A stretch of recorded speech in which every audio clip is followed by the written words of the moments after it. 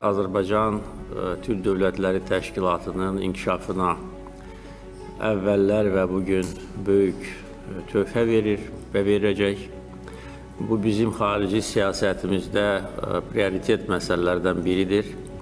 Dəfələrlə müxtəlif kürsülərdən bəyan etmişdik ki, Türk dünyası bizim ailəmizdir, bizim başqa ailəmiz yoxdur və bu ailəni gələcəyə aparmaq üçün birgə səylərin göstərilməsi təbii ki, çox önəmlidir. Xarici siyasətimizdə Türk Dövlətləri Təşkilatına üzv ölkələrlə bizim əlaqələrimiz prioritet təşkil edir. Bu ölkələrlə bizim tarixi, mədəni, etnik köklərimiz gözəl təməl formalaşdırır və bugün müstəqil dövlətlər kimi biz bütün beynəlxalq təşkilatlarda da vahid mövqedən çıxış edirik, bir-birimizi dəstəkləyirik. Yaxşı günlərdə, çətin günlərdə bir-birimizin yanındayıq. Təbii ki, təşkilatımızın gələcək inkişafı ilə bağlı növbəti addımlar atılacaq.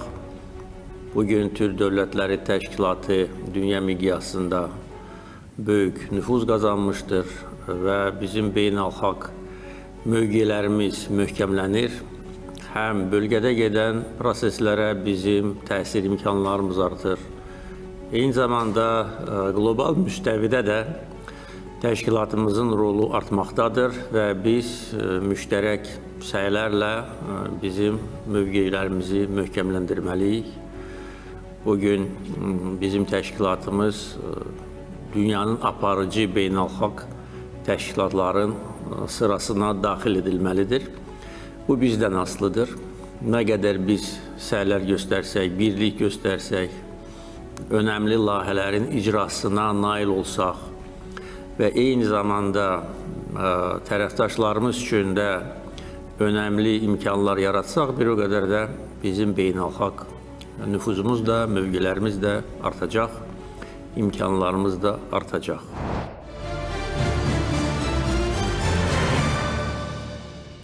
Türk dünyasının, Türk birliyinin, Türk Dövlətlər Təşkilatının nüfuzu həqiqətən də get-gedə artır dünyada. Və bu təsadüfdən irəli gələn bir göstərici deyil. Məsələ burasındadır ki, həqiqətən də həmrəylik, sonra təşkilatçılığın yüksək səviyyədə olması öz bəhrəsini verir.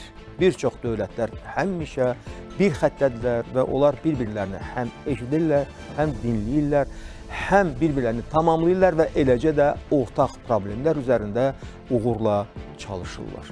Və zamanın tələbi də bundan ibarətdir ki, biz həmişə həmahəng tərzdə fəaliyyət göstərək.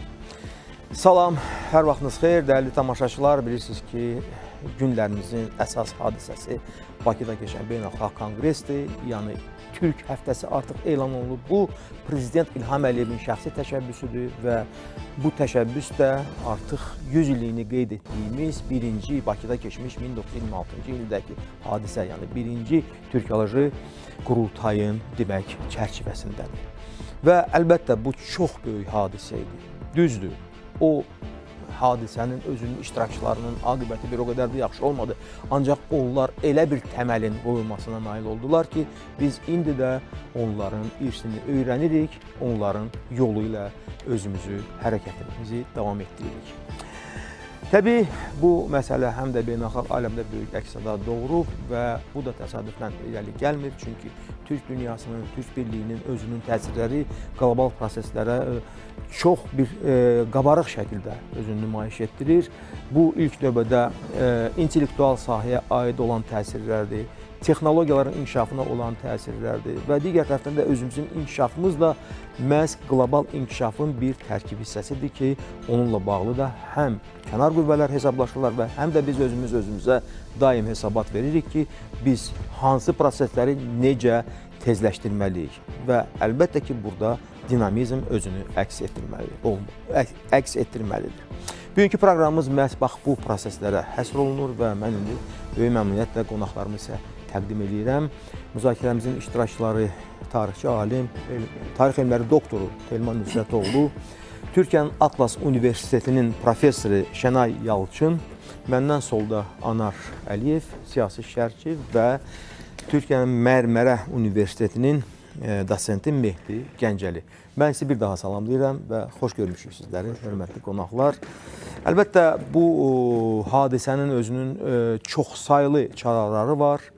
İlk növbədə birincisi bu həm də bizim mədəni sivilizasiya sahəsində olan əlaqələrimizə işıq salan bir tədbirdir. Yəni söhbət Türk həftəsindən gedir və təbii ki, əgər belə bir uğurlu başlanğıc varsa, onu davam etdirmək lazım olacaq. Və mən qeyd etdim ki, dövlət başçısının bu şəxsi təşəbbüsüdür və mənə elə gəlir ki, bütün qardaş dövlətlərin hamısında bu təşəbbüs artıq çox böyük bir coşqu ilə qarşılanıb və həm də onlar da bu prosesin önündə öz məsuliyyətlərini də hiss edirlər. Yəni, bu ənənəni davam etdirmək lazım olacaq. Deməli, sizdən başlayaq. Mən istərdim ki, ilk növbədə siz bax, qurultayın özünün mahiyyətinə, digərlərinə Türk həftəsinin artıq özünün məğzinə bir münasibət bildirəsiniz. Çünki burada mən qeyd etdiyim ki, çoxsaylı çalarlar var, çağırışlar var, hətta məqsədlər var. Çünki hədəfləri də biz müəyyən etməliyik. Əsas məqamlar hansılardır? Tofiq müəllim, deməli, dünya dəyişirkən bugün bütün dünyada yeni dünya nizamının quruculuğundan danışılır. Təbii ki, Türk dünyası da yeni dünyanın çağırışları doğrultusunda yenidən bir güc mərkəzi kimi yüksəlməkdədir. Belə bir tarixi dövrdə bizim hər şeydən əvvəl tariximiz bir ilham qaynağı kimi ön plana çıxmağa başlayır. Çünki çox ağır şərtlər altında Azərbaycan türkləri zamanında Çarlıq rejiminin müstəmləkəsi altında yaşamalarına baxmayaraq bütün Türk dünyasının birliyi və bərabərliyi istiqamətində ən önəmli fəaliyyətlərin mərkəzlərindən birisi olublar. Təsadüf deyil ki, Ümum Rusiya Müsəlmanları Qurultayının ilk qurultayı, hansı ki, Çarlıq rejiminin çox ağır təzyiqləri altında yer verməmişdilər, təzyiq altındaydı. O bir gəmidə keçirilmişdi, gəmi kiralayaraq keçmişdilər Nizhny Novgorodda. Orada ön plana çıxan şəxsiyyətlər kimlər idi? Azərbaycan türkləri, tatarlar və Əlmərdan bəy Topçubaşov, İsmail bəy Qaspıralının orada liderliyi ilə, sədaləti ilə bir Ümumrusiya türklərinin birlik arayışının müzakirə edildiyini görür və mən hər dəfə Əlmərdan bəy Topçubaşovun oradakı çıxışını, müraciətini oxuyanda duyğularıma hakim ola bilmirəm. Çox müstəsna, bu günümüzə də işıq tuta biləcək mahiyyətdə müraciətdir və qeyd edir ki, biz vaxtilə bütün Avrasiyanı, bütün bu, belə deyək də, geniş coğrafiyaları idarə etmiş bir əcdadın deməli, nəvələriyik, hamımız birik, dinimiz bir, dilimiz bir, kültürümüz bir, bizi ayırmağa çalışırlar, bizi bölməyə çalışırlar və biz amma bir olmalıyıq. Bugün çox şükürlər olsun ki, Türk dünyası artıq birdir və çox həqiqətən qürur verici, tarixin də məncə belə deyək də, inkişaf nöqtələrindən birisini ortaya qoyan bir proses cəryan edir və biz açılışda iştirak elədik. Təsəvvür edin, Tofiq müəllim, Hunlar dövründən, Göytürklərdən, Orxun Yenisi abidələrindən, Qaşqarlı Mahmudun o möhtəşəm əsərindən tutmuş, ta Türk dünyasının liderlərinin əl-ələ tutuşmasına qədər, Türk dövlətlərinin liderlərinin birlikdə vermiş olduğu mesajlara qədər biraz da süni intellektin imkanları ilə çox möhtəşəm bir açılış mərasimi oldu. Deməli, musiqi parçaları, tariximiz, mədəniyyətimiz, birliyimiz, bərabərliyimizlə bağlı.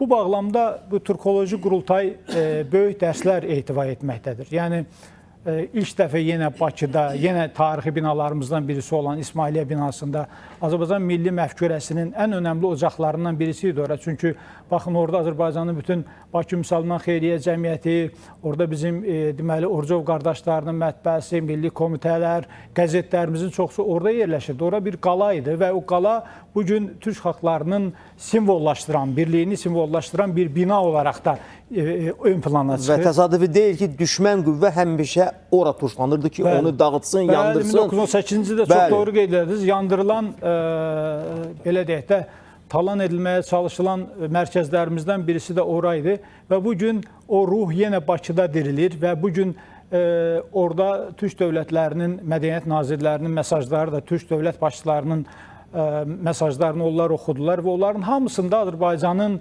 Türk xalqlarının, Türk dünyasının birliyi istiqamətində aparmış olduğu ardıcıl siyasət, Azərbaycanın bu mənada intellektual birikimi, Azərbaycan xalqının bu istəkli olması bizim dil olaraq, tarix olaraq, mədəni olaraq da Orta Asiya, Anadolu arasında bir körpü vəzifəsini icra edirik. Birləşdirici bir coğrafiyadayıq və burada xüsusilə bunu da qeyd eləmək lazımdır ki, Toğrul müəllim, bu yüksələn ruh yüksəkliyinin arxasında eyni zamanda bizim zəfərimiz Şuşa deməli bəyannaməsi, Azərbaycan Türkiyənin müştərək bu coğrafiyada həyata keçirmiş olduğu fəaliyyətlər, Türk dünyasının birlik istiqamətindəki fəaliyyətlər var və burada da o böyük şəxsiyyətlər hansı ki 1926-cı ildə toplaşaraq Latın əlifbasına keçid, vahid deyək ki, qrammatikanın formalaşdırılması Türk xalqlarının, yəni birliyimizi daha qalıcı toxunmam. Çox maraqlıdır ki, məsələn 19-cu əsrin sonlarına yaxın Kazanda çıxan bir qəzeti, deyəlim ki, Azərbaycanda, Bakıda çıxan, 20-ci əsrin əvvəllərində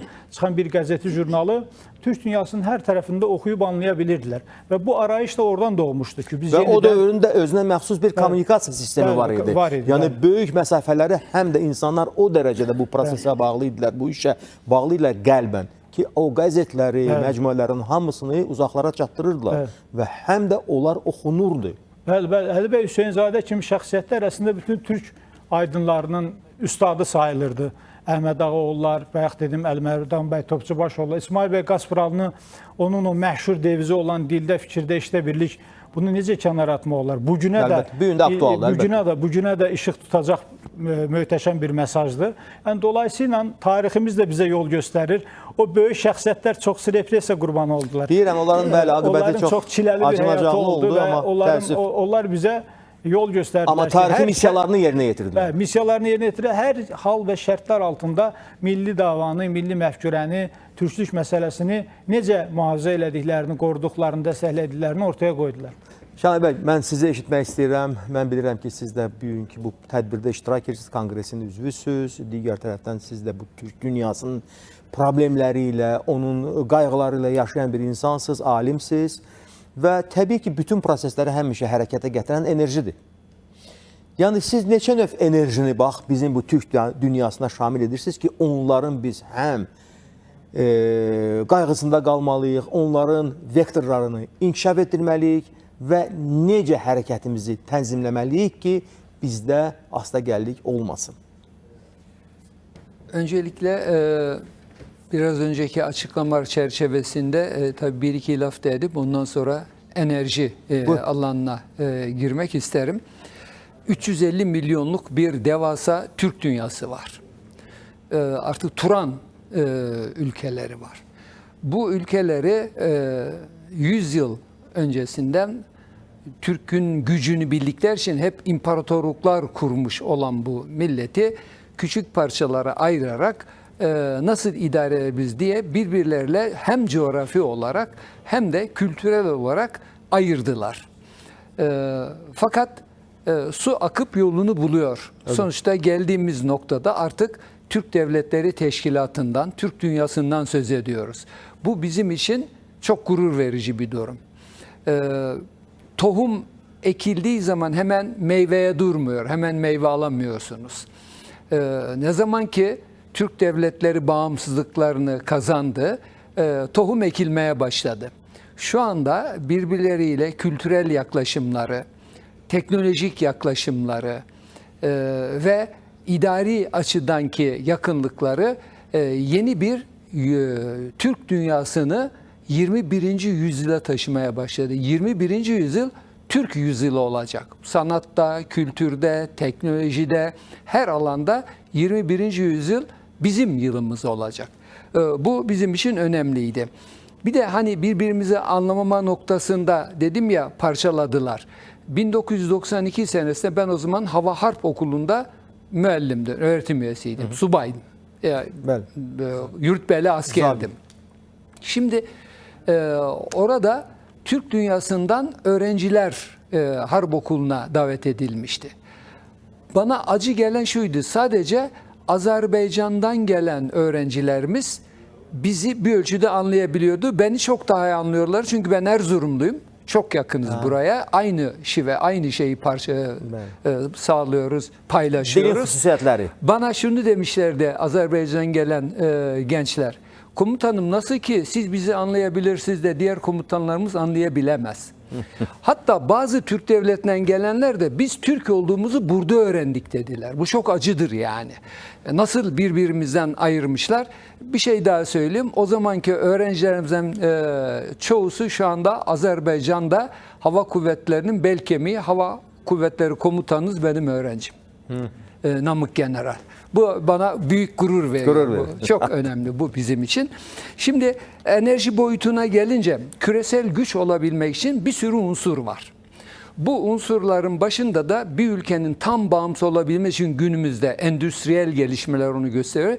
Enerjide tam bağımsız olmak lazım. Ve yıllarca Türk dünyasının sahip olduğu kaynakları sömürmüşler. Kendilerine ait kullanmışlar. Ama artık Türk dünyasındaki devletler kendilerinin özünü bu anlamda nasıl kullanabilir şeklinde eğitiyorlar, geliştiriyorlar, yardımlaşıyorlar. Ben Türkiye'de enerji sistemleri mühendisliğini kuran ilk kişiyim. O zaman mühendislik fakültesi dekanıydım. Daha sonra rektörlükler oldu ama asıl benim için önemli olan oydu.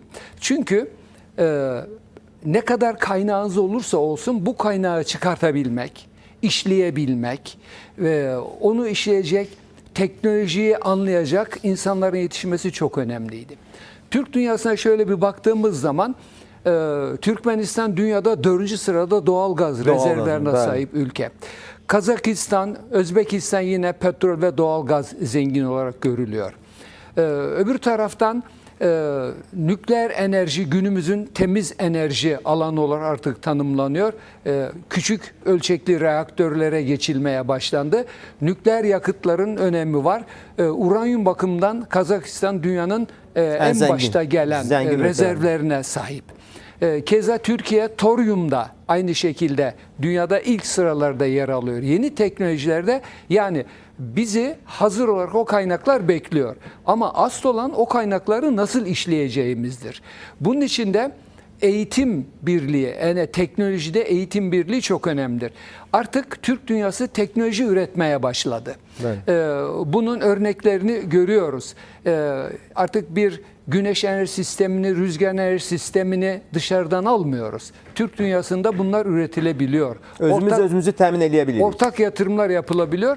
Ama bu konuda en önemlisi enerjinin taşınmasındaki koridorlardır, lojistiğidir. Bunun için de şu anda kırılgan lojistik kanalları vardır. Her ne kadar Azerbaycan'dan özellikle Azerbaycan Türkiye hani tek millet iki devlet kavramıyla hareket ettiği için daha çok işbirliğine giriyorlar. TANAP bunların en önemli ürünüdür. Bakü, Tiflis, Ceyhan boru hattı en önemli ürünlerinden birisidir. Ama bunların çoğaltılması lazım çünkü kırılgan bir yapıya sahiptir. Ermenistan'a yakın, Rusya'ya yakın olması, Gürcistan'ın Rusya ile problemler olması o hatları her zaman riskli hale getirir. Şimdi gündemde Zengezur var. Bu benim hayalim. Eğer Zengezur açılırsa ki inşallah olacak bu. O zaman Türk dünyası hem coğrafi bölünmüşlükten kurtaracak hem de bir Orta Asya'nın herhangi bir noktadan başlayan yol kesintisiz Uzak şərqdən ta bizə qədər və bizdən sonra da Avrupa'ya kadar gidecek ve Türk dünyası enerjiye hakim olacak. Türk dünyasının izin vermediği bir denklemde kimse enerjiyi konuşamayacak. Əlbəttə. Bəli, vaxtilə o imperiya qüvvələri onlar çalışırdılar. Bizim xalqları enerjisiz qoysunlar. Yəni bizi o mənbələrdən uzaqlaşdırsınlar. Halbuki Azərbaycanda, Qazaxstanda, Özbəkistanda həmişə bu mənbələr var idi. Amma digər tərəfdən onlar o varlıqdan özləri istifadə edə bilmirdilər. Ona görə də bağlı idilər mərkəzlərə. İndi isə artıq Allaha şükür, yəni dövlətlərimiz hamısı çox şükür müstəqildir. Bəli, siz bağımsızsınız, biz müstəqildirlər və biz özümüz qərar veririk və eləcə də yeni kommunikasiya xətlərini, logistikada olan bütün yeni sxemləri, xəritələri biz tərtib edirik. Bu çox böyük bizim qazancımızdır, ortaq qazancımızdır. Enerji haritası yeniden çizilecek dünyada. Əlbəttə, təbii. Belə və istər-istəməz bu prosesləri danışarkən biz həmişə siyasi çalarları da görürük. Çünki burada dövlət rəhbərlərinin qətiyyətindən, onların istəyindən, onların yanaşmasından çox şey asılıdır. Və yanılmırıq, əlbəttə ki, Azərbaycan prezidenti İlham Əliyevin bu proseslərdə çox böyük öncül rolu var. elə faktiki olaraq Qəbələdə keçmiş 12-ci Türk Dövlətləri Təşkilatının zirvə görüşündə artıq Prezidentlər Şurası səviyyəsində Azərbaycan lideri bildirdi ki, biz bu birinci Türkoloji qurultayın 100 illiyini möhtəşəm bir şəkildə, təntənəli bir şəkildə keçirməliyik. Əlbəttə, indi bu məsələni bir çoxları biz özümüz də, yəni mədəni, humanitar sahənin bir qolu kimi qiymətləndiririk, ancaq bu prosesin həm də siyasi çaları var. Mən istərdim, bax, bu barədə siz, Anar müəllim, danışasınız. Təşəkkür edirəm, Tofiq müəllim. Bilirsiniz, tarixi hadisələri siyasi qərarların alətinə çevirmək düzgün deyil. Xüsusilə nəzərə alsaq ki, müasir dövrümüzdə hətta saxta tarixi, olmayan tarixi faktları siyasi qərarların, siyasi mübarizənin alətinə çevrildiyi indiki zamanda biz bu qədər möhtəşəm bir tariximizi, bu qədər möhtəşəm bir tarixi irsimizi öyrənməli, araşdırmalı və onun qoyduğu irsi, onun qoyduğu ənənəni davam etdirməliyik. Və cənab Prezidentin əslində Türkoloji Qurultay iştirakçılarına müraciətində də çox aydın şəkildə bu istiqamət açıq şəkildə vurğulanır, bir daha vurğulanır. İrsimizə hörmət, tariximizə hörmət, tariximizin araşdırılması. Bayaqları Telman müəllim çox maraqlı məsələlərə toxundu. Bəli, Kasparlının o dildə birlik məsələsi ilə, işdə birlik məsələsi ilə bağlı yanaşması müasir dövrümüz üçün də çox böyük bir çağırışdır və əslində bütöv Türk dünyasının birləşməsi, bütövləşməsi, bütün gücün bir nöqtəyə vurulması baxımından çox əhəmiyyətli məsələdir. Bizim dil bariyerimiz, dil maniyəmiz artıq aradan götürülməkdədir tədricən.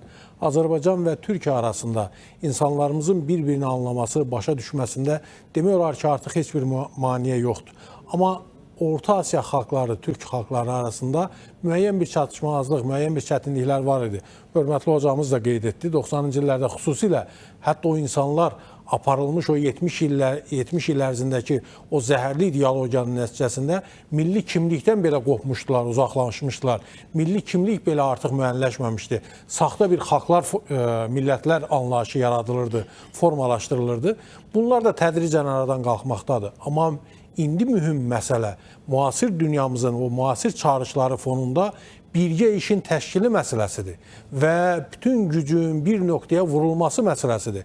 Bu istiqamətdə məhz Naxçıvanda 2009-cu ildə Türk Dövlətləri Şurasının, indiki Türk Dövlətləri Təşkilatının formalaşması, bunun əsasının qoyulması və qüvvəmizin, gücümüzün birləşdirilməsi Türk dünyasının müasir dövrümüzdə yeni bir güc mərkəzi olaraq, regional güc mərkəzi olaraq ortaya çıxmasında çox əhəmiyyətli, aparıcı rol oynayıbdır.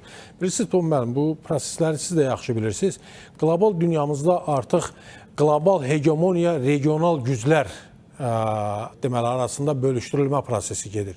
Dünyanın yeni düzəni artıq qlobal güclərlə yekunlaşmır. Həm də regional güclər və regional güclərin maraqları ilə hesablaşma istiqamətində özünü göstərir və bu həm də ciddi bir tələb olaraq, günümüzün tələbi olaraq ortaya çıxır. Həm də xalqların istəyi kimi ortaya çıxır. Bəli, bəli, tamamilə haqlısınız.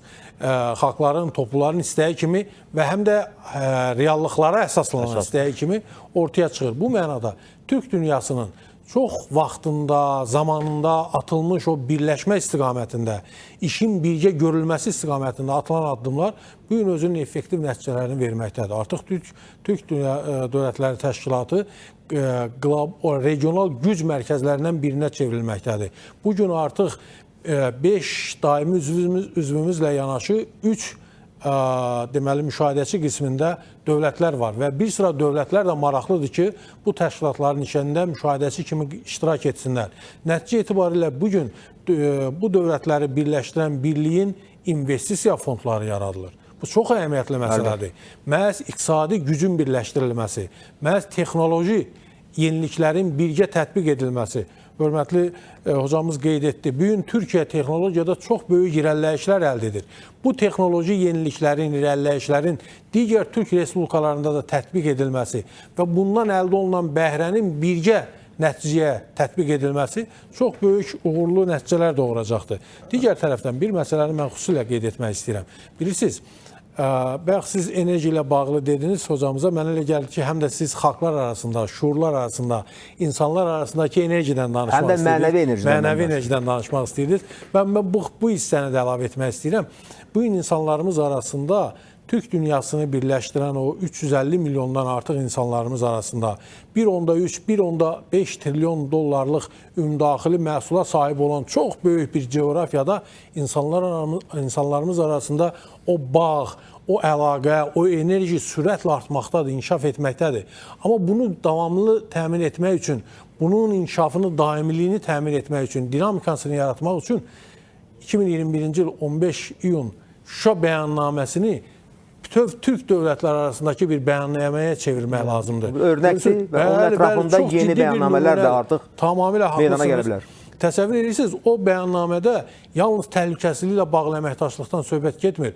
Hətta kosmosun birgə tədqiq edilməsi ilə bağlı, təsəvvür edirsiniz, bir çox digər və kosmosun birgə tədqiq edilməsi ilə bağlı, kosmik layihələrin birgə həyata keçirilməsi ilə bağlı, elmin, təhsilin Geniş davamlılığının spektrdə artıq belə bir hədəflər müəyyən edilib ki, onlar ətrafında da biz birləşməliyik. Bəli, və bu nəticə etibarilə bu coğrafiyanı digər dediyimiz sahələrlə yanaşı, həm də sadaladığımız bu enerji sahəsində də çox ciddi şəkildə birləşdirəcəkdir, daha da möhkəm şəkildə o birliyini təmin edəcəkdir. Mütləq, əlbəttə ki, sağlıq olsun. Təbii ki, əgər inkişafdan söhbət gedirsə, həmişə o inkişafın sürəti barədə düşünmək lazımdır və bu istiqamətdə təşəbbüslərin xüsusi yeri var. Və Mehdi müəllim, mən elə bilirəm ki, bax, siz artıq universitetin bir müəllimi, dosenti, alimi kimi bir məsələyə münasibət bildirəsiniz ki, bax, indi Anar müəllim də texnologiyaların rolu, mahiyyəti barədə danışdı və biz bilirik ki, bu sahədə, texnologiyalar sahəsində süni intellekt olsun, rəqəmsallaşma olsun, çox ciddi, sıx bir rəqabət gedir dünyada. Bax, bu segmenti artırmaqdan ötürü hansı formatlar indi daha münasib görünür, bax, sizin üçün? Çox sağ olun. Dünən Telman Hoca da bəhs edərkən dünənki orada açılışdakı biz videoları istədik. Süni intellektdən hazırlanmış olan videoları göndərdik. Həqiqətən bizə xüsusi bir zövq verdi. Adətə tarixi yenidən canlandırmış şəkildə gördük. Orada o qurultaya iştirak edən insanların qiyabi söhbət, Bəkir Çobanzadənin orada çıxış eləməsi, bunlar bizə o dövrü bugünə daşıdı eyni ilə və çox maraqlı bir orada məqam yaranmışdı.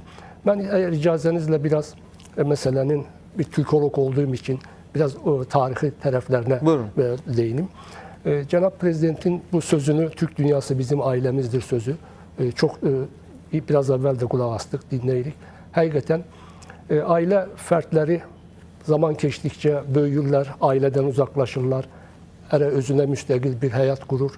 Amma xüsusi günlərdə, bayramlarda bu ailə fərdləri bir yerə toplanır, bir yerə gəlir.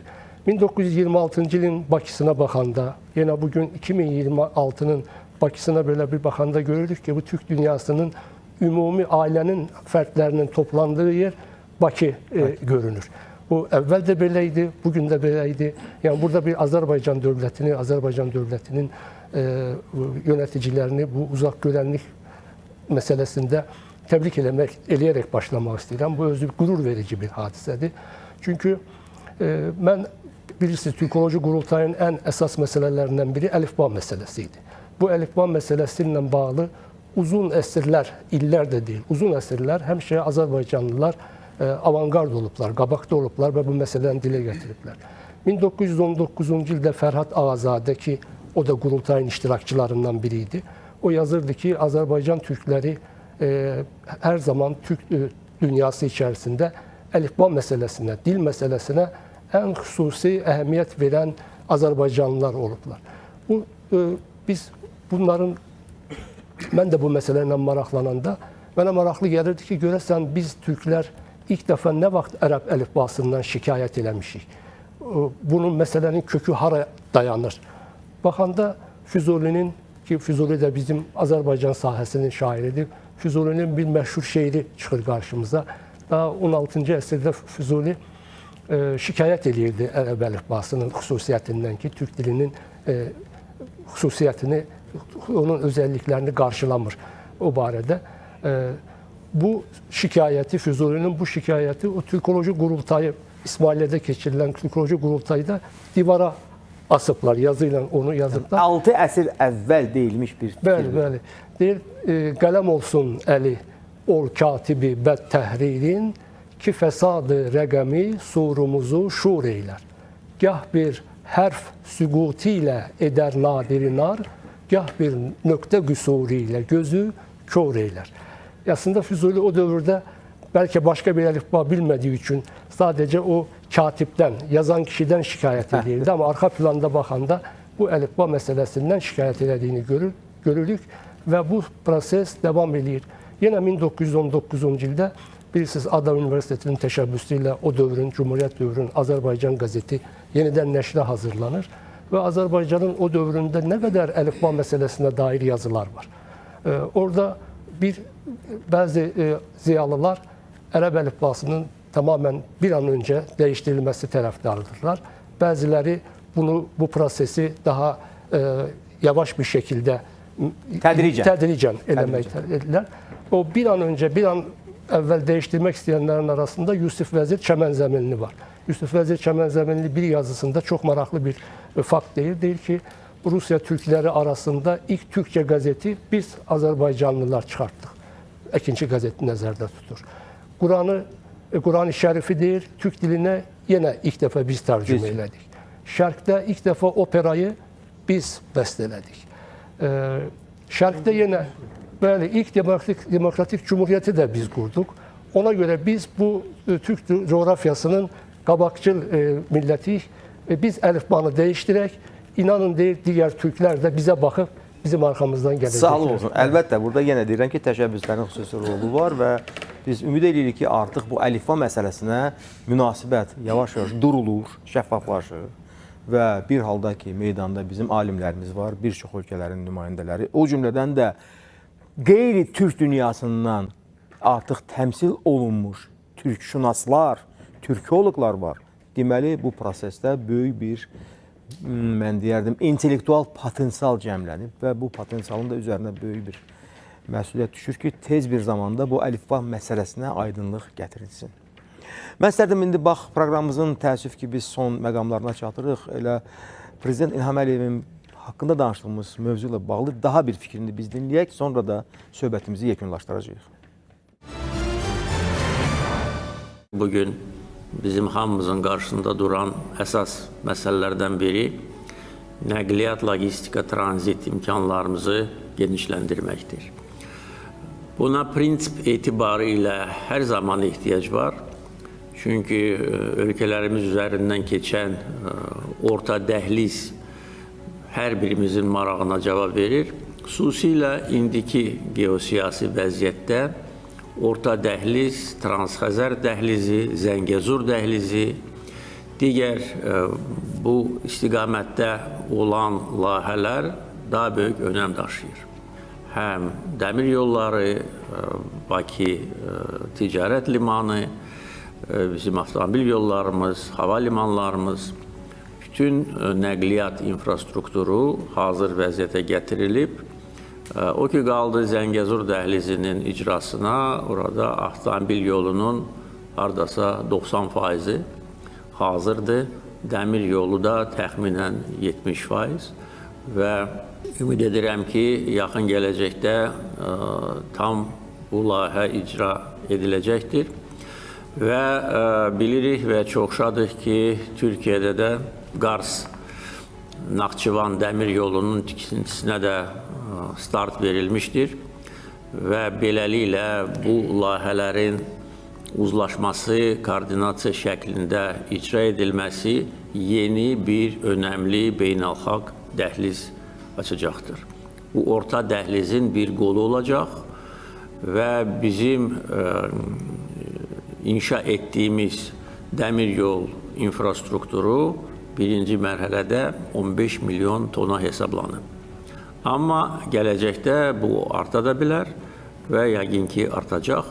Amma hər halda bugün 15 milyon tonluq yeni bir dəhlizin açılması həm ölkələrimiz üçün, həm böyük coğrafiya üçün böyük önəm daşıyır.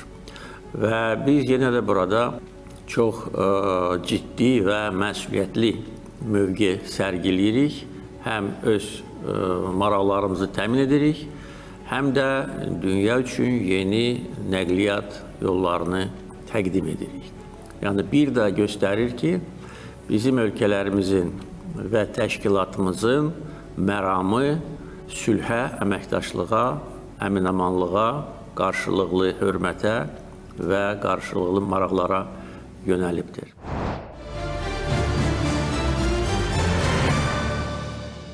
Əgər müasir logistik sistem qurulubsa, hub artıq fəaliyyət edirsə, hərəkətsizlik məqbul sayıla bilməz. Yəni, faktiki olaraq artıq bizim nailiyyətlərimiz özləri məxsusən bir çağırışlar səsləndirirlər ki, bizim alimlərimiz, mütəxəssislərimiz, müxtəlif sahəyə cavabdehlik daşıyan nümayəndələr hamısı ortaq fəaliyyətin yeni platformalarını yaratsınlar.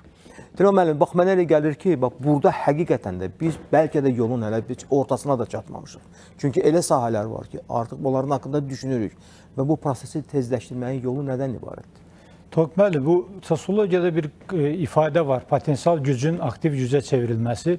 Biz tarix, coğrafiya, yollar və dəhlizlər üzərində yerləşən, tarixi böyük mirası olan, Avrasiya coğrafiyasında böyük imperatorluqlar quran, məsələn, təhlükəsizlik, elə tariximizə baxsaq, İpək yoluna gök türklər dövründən etibarən hakim olmuş bir mədəniyyətdən, millətdən söhbət gedir ki, bu yollar üzərində bütün demək olar ki, fikirlər, cəryanlar, düşüncələr, ticarətlə bərabər fikirlər gəldi, keçdi və biz onun təhlükəsizliyini, bərabərliyini sülh şəraitində, sabitlik şəraitində idarə elədik. Belə bir idarəçilik, fövqəl idarəçilik qabiliyyətimiz var. Tarixin kodlarına döndüyümüz zaman var. Bu günlərin biz elə bir millətik ki, biz başqa millətlərin coğrafiyasında gözümüz yoxdur. Hamısını ədalətlə, xoşgörüklə idarə eləmişik, qormuşuq onların kimliklərini. Əslində bizim bir güc kimi parlamamız bütün coğrafiyadakı xalqlar üçün lazımdır. Əlbəttə. Və məncə Azərbaycan bu baxımdan da bugün çox Türkiyə ilə Azərbaycan bir parlaq nümunəni özündə etibar edir. Bir tərəfdə Alban kilsələri 1000 il boyunca bu coğrafiyada hakim olan xanədanlar, türk xanədanları o kilsələri göz bəbəkləri kimi qorudular. Amma 30 ilə ermənilər özlərini qədim dünyanın, qədim mədəniyyətinin təmsilçisi hesab edənlər oradakı məscidlərimizi 60-dan çox məscidimizi bizim bu dünyaya məhv etdilər. göstəririk ki, biz böyük millətik. Böyük millət böyük düşünər, böyük kimlikləri, dəyərləri, xalqları, dinləri, hər şeyi, fikirləri qoruyar, saxlayar, inkişaf elətdirər. Biz öz tariximizdən müəyyən kodlar almalıyıq, düz deyirsiniz. Çox daha görüləcək yolun ortasındayıq, işlərimiz var. Elə bu əlifba birliyini təmin edib bir an öncə elə etməliyik ki, biz öz aramızda, öz dilimizdə danışaq. Başqa dillərdə öz dilimizdə də yazaq və dilimizi tez də anlayaq. Cənab bəy, sizi də mən eşitmək istədim, amma bu məsələdə universitetlərin də üzərinə çox böyük məsuliyyət düşür. Yəni, birbaşa əlaqələrin də inkişafı üçün böyük meydan da var. Həm enerji mübadiləsi, həm texnoloji tapıntıların mübadiləsi, digər tərəfdən də yenə deyirəm əməkdaşlıq platformalarının yaradılması. Çünki elə sahələr var ki, biz onlara yaxınlaşmalıyıq. Necə görürsünüz? Bax, bu perspektivləri. Öyle güzel bir noktaya temas ettiniz ki, burada bulunmamın nedeni şu anda Bakü'deki üniversitelerle emektaşlık anlaşmaları imzalayarak buradaki üniversitelerle Türkiye'deki üniversitelerin ve diğer Türk dünyasındaki üniversitelerin belli konularda ortak akıl yürütmeleri, bir elin nesi var, iki elin sesi var demiş atalarımız. Dolayısıyla bir araya gelip yeni teknolojiler hem üretmek hem de mevcutları iyi kullanabilme yeteneği kazanmak. Bu çok önemli. Hürmetli İlham Aliyev biraz önce çok güzel bir şey söyledi. Orta dehlizden söz etti. Kritikliğinden söz etti. Bu çok hayati bir konu. Onun için de Zengezur'u hep dikkate alıyorum. Sadece bu petrol, doğalgaz filan değil. Orta Asya Türk devletlerinde, daha sonra Turan ülkelerindeki güneş enerjisi, yenilebilir enerji, rüzgar enerjisi, Hazar'da kurulacak deniz üstündeki rüzgar türbini elde eden enerjiyle hidrojen enerjisi üretmek, oradan da bu koridorla dünyaya götürmek. Çünkü 21. yüzyılın enerji taşıyıcısı hidrojen olacak. Bir de maneviyattan hani söz ettik, manevi birlik çok önemli. Asıl olan o. Biz hep şöyle büyüdük. Erzurum'da bir şiirin dörtlüğünü söyleyeceğim. Şöyle der. Aman Aras, can Aras, Bingöl'den kalkan Aras, Al başımdan sevdayı, Hazar'da çalkan aras. İşte biz Güzel. o Hazar'a, diğer Türk dünyası bizimle bir araya gelirsek aşamayacağımız hiçbir engel yok. Ve yeni bir güç doğuyor. Bir Amerika artık okunmayacak. İnanın ticaretten söz edildi. 1,5 trilyon gayri safi milli hasıladan söz etti. Zengezur koridoru açılsın, 5 yıl içinde Əlbəttə. 5 trilyona Xeyli yaşar atacaq, bu. əlbəttə. Bizim Yepyeni ümumi bir dünya. Bəli. İnşallah sağlıq olsun və dəhlizlərdən danışırıqsa, deməli təhlükəsizliyi də biz təmin etməliyik. Əlbəttə. Bizim bircə dəqiqə vaxtımız qalır. Vacib məqam müəssisəli təhlükəsizliyi ilə bağlı məsələdir. Bilirsiniz, 1926-cı ildə Türk ölkələrinin böyük hissəsi işğal olunmuşdu. 2026-cı ildə müstəqillik. Amma təhdidlər qalır. Ən başlıcası da təhlükəsizlik ilə bağlı. Bu mənada bizim ən vacib işlərimizdən də biri iqtisadi inkişafın, gücün, birliyin hamısının kökündə, investisiyaların kökündə də dayanan təhlükəsizliyin təmin edilməsidir. Bəli. Mehdi müəllim, bir cümlə ilə zəhmət olmasa yekunlaşdırın bizim bu Bir konteksti. cümlələ bütün bu iqtisadi bağlar, əlaqələr güclənir. Bunun yanında mütləq mədəni əlaqələrin də eyni sürətlə inkişaf eləməsi lazım. İnşallah, sağlıq olsun. Sağ ol. Belə, hörmətli tamaşaçılar, bizdə qədim türklərdən belə bir deyim var, deyir, təkliyi, təcridi əkərsənsə, kasıblıq biçəcəksən. Bu, nahaq yerə deyilmiş, ifadə edilmiş söz deyil. Çox böyük məna daşıyır özündə və göstərir ki, biz tək yox, birgə olmalıyıq, təşkilatlanmalıyıq, həmrəyliyimizi də gücləndirməliyik. Belə olduğu halda bütün hədəflərimizə də vaxtında çatacağıq. Bu qədər. Çox sağ olun. Mən minnətdaram iştirakınıza görə və tamaşaçılarımıza da minnətdaram ki, bizə diqqət etirdilər. Salamat qalın.